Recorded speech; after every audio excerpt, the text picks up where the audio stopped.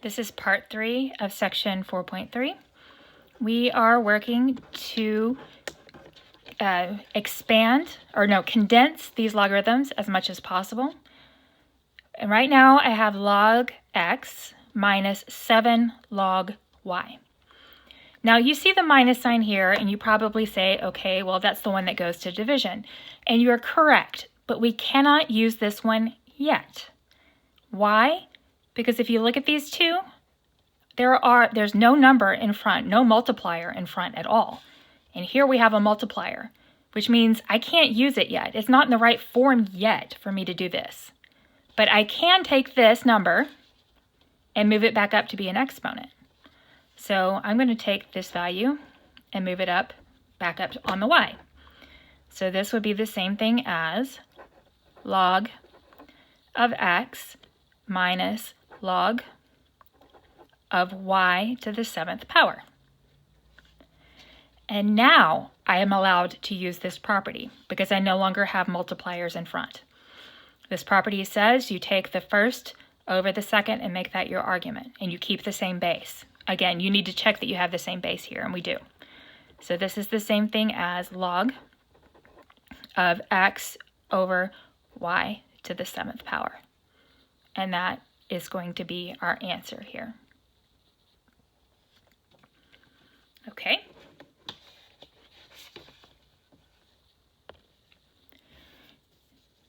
Now I want to condense 8 log of x plus 9 minus 4 log of x. Now what we just saw is that we have to take care of the multipliers before we can take care of any subtractions or any additions as well. So I'm going to take this 8 and move it up here, and this 4 and move it up here. So this is the same thing as log of x plus 9 to the 8th power minus log of x to the 4th power. And now, since we have the same base and we do not have multipliers in front, we have a subtraction, so our argument becomes a division. This is the same thing as log of x plus 9 to the 8th power over x to the 4th.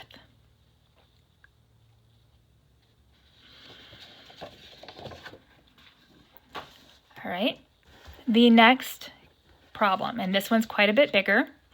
We have multiple things we need to combine. Okay, so okay. So I need to combine these right here. I don't have multipliers in front of any of these, right? So I'm just going to go from left to right. Just keep working. So if I'm combining these two, no multiplier in front, they both have the same base. It's an addition, so I multiply these back together. So this is log of 15x. And I'm just recopying the rest.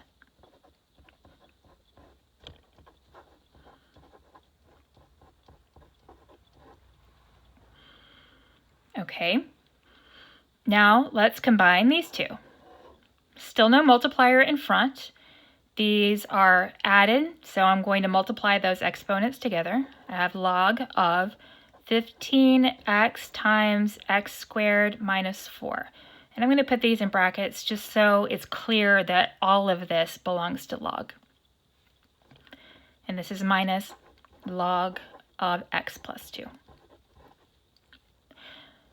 Now I have two things with the same base, and there's no multiplier, but it's a subtraction. That means I make a division out of this. This is log of 15x times x squared minus 4 over x plus 2.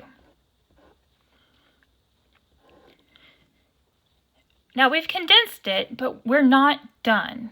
And the reason for that is this fraction reduces. This is a difference of squares. So if we factor this, we have log of 15x times x plus 2, x minus 2, over x plus 2.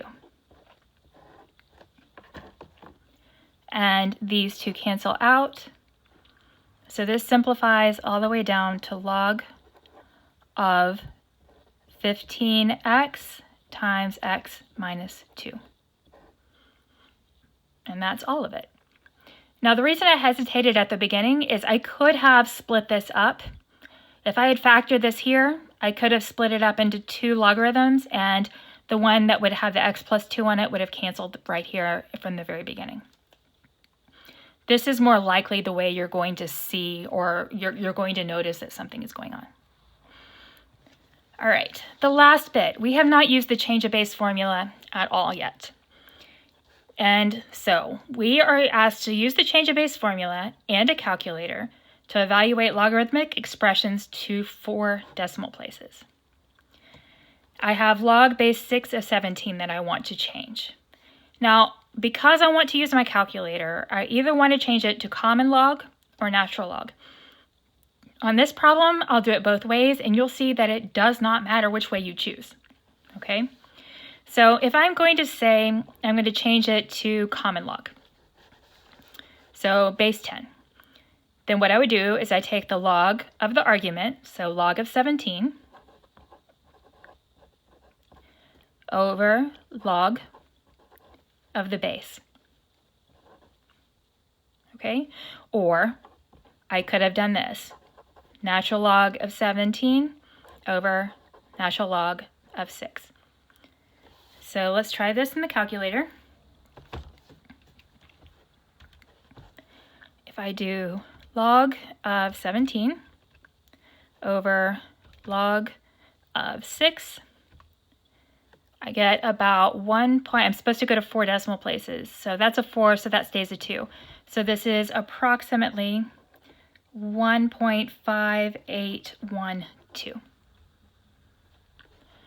Now I'm going to do the same thing, but I'm going to use natural log instead.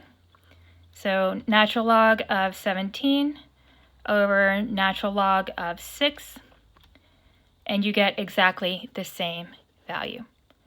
So it really doesn't matter. You just need to make sure you use the same kind on the top and the bottom. And since these calculators default to natural log first, that's probably the one you're going to end up doing the most, particularly if you need to take calculus.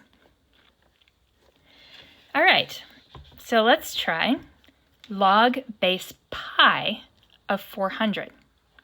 Now, they don't want you to use 3.14 for pi. They want you to use the pi button on your calculator because the calculator holds more digits of pi than you would ever really want to know, okay? So I'm going to change this to natural log. So it's natural log of something over natural log of something. The 400 goes in the top, pi goes in the bottom. Okay, so if I have natural log of 400 over natural log of pi, I get 5.233. Okay, that should go up, which bumps that up to a 0, which brings that up to a 4. So 5.234. You definitely want to keep that 0 since you're supposed to round to 4 decimal points. And so that's just an indication of the of how many significant digits you have, the accuracy of your approximation.